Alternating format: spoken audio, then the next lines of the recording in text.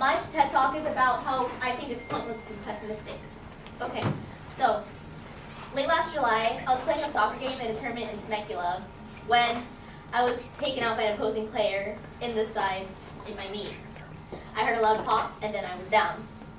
I knew something serious was wrong when I noticed how loose my knee felt when I walked and that I couldn't perform activities that involved lateral motion, so like side to side, I couldn't do those. Okay, so I got examined by a physical therapist and I was told that I had torn my ACL. The ACL, or anterior cruciate ligament, exists to provide stability to your knee. It connects your femur and tibia and prevents your tibia from moving too far forward or rotating too far under your femur.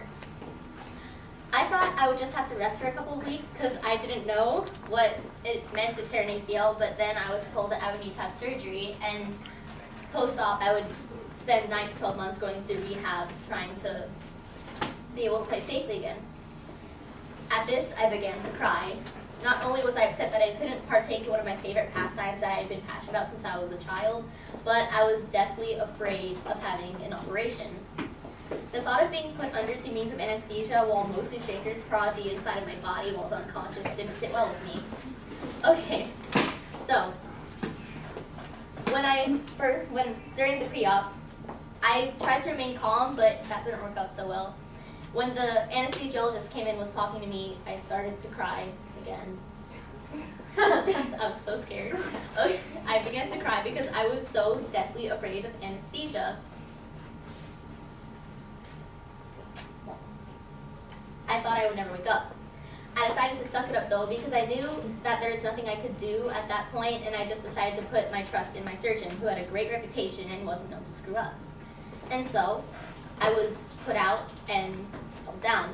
Then 1 second later, I was awake, and I had a newly constructed ACL from my patella tendon, which is in the front of my knee. Pretty. Okay. So I felt perfectly fine afterwards, just a little bit nauseous. So I asked myself, why was I thinking the worst? Why did I so greatly blow the situation out of proportion? It's truly strange that I acted and felt this way because I'm usually so optimistic and cheery, even in rough situations. I realized how useless my pessimism and negativity was. It's actually truly peculiar that anyone else ever is so cynical because humans are hardwired to be optimistic. We must be so, taking into account our great volume of and dependence on forethought. We as animals are able to plan ahead, consider the future, and modify our decisions and behavior to produce an outcome we perceive to be most favorable. This ensures our hopefulness and confidence in the successful outcome of an event, which constitutes as optimism. Furthermore, neuroscience and social science tells us that we are actually more optimistic than we think ourselves to be. We often underestimate our chances of getting divorced, losing our job, and being diagnosed with cancer. We also expect extraordinary and talented children, imagine ourselves being more successful than our peers, and overestimate our likely lifespan. Even though these preconceptions aren't ideal and it is a good thing to be realistic about the likelihood of certain occurrences, that doesn't mean it's a bad thing to desire and strive for the things you yearn for. Optimism protects and inspires us. It keeps us moving along when we are in doubt. To progress in life, it is important to believe we have the power to envision more desirable realities and trust that we can achieve them. This allows us to be motivated to aim for our goals. I can advocate for these facts because even though I was so very terrified of the anesthesia thing, I knew in my rational mind that it was very, very, very unlikely that I would be one of the 5-10,000 of a percent of people who die from anesthesia every year.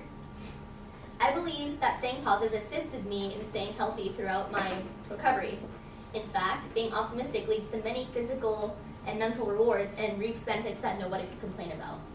Suzanne Segerstrom, a PhD professor of psychology at the University of Kentucky, said that optimists are more committed to their goals, more satisfied with their lives, and have better mental and physical health compared to pessimists. Oh, that's my page, sorry. Optimists feel healthier, are more likely to be centenarians, have fewer sick days, are less prone to breakdowns, are the best dates, are more satisfied with their jobs, are more likely to get job offers and promotions, are better at bouncing back when problems surface, and are the best athletes. They are generally healthier people and are more likely to take vitamins, eat low-fat diets, and exercise. With these advantages, it would be silly to look at optimism as something for people who can't face reality and should be avoided. Now, I understand that my argument isn't that simple. In most cases, mindsets, personalities, and situations aren't so easily changed, nor do issues and pasts, which may prevent some people from looking towards the bright side, towards a better future, difficult, just disappear. What I'm trying to persuade people to think about is how much better their lives would be if they would just let a little joy and hope in their hearts.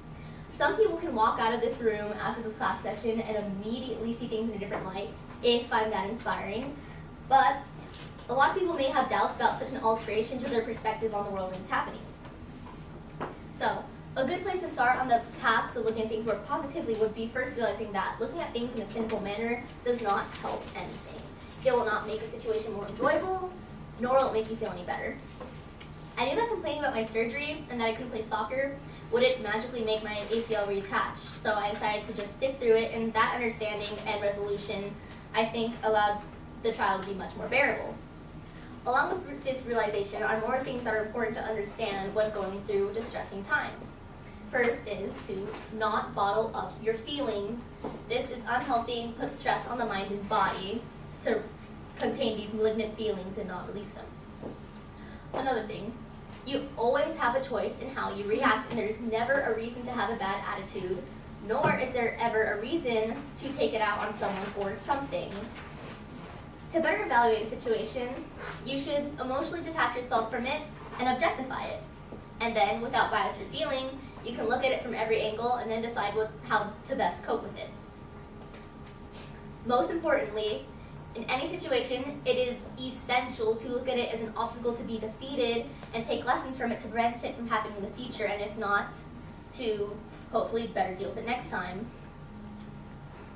Now that some steps of restraining from harmful or incorrect actions during an ordeal have been provided, here's some things that might help you feel better. I don't know, you can try them. Okay, so first, write down or just think about what you're grateful for. Whether it's a person, a pet, or a passion, there has to be something on this planet that gives you nothing but pure joy and keeps you from gloomy thoughts and tendencies. Another thing, watch your negativity. What you say can create an atmosphere that may make you, yourself, and others feel uncomfortable, so you should say things that can ensure yours and others' comfort and happiness. Also, don't be afraid to fail. If you do, just pick yourself up and try again. It's not a big deal. And if you do fail, don't beat yourself up, because, it's not the end of the world, and it doesn't make you any better to beat yourself up. Okay, and most importantly, be open for happiness. Just smiling can change your mood. Look for humor in everyday life, seek others who make you laugh, and smile instead of scowl when interacting with people. Don't hate everyone like most people say they do. Love them, because they may be surprising and they can be great too. Okay, a good idea when going through distressing times is to set aside quiet times to recharge.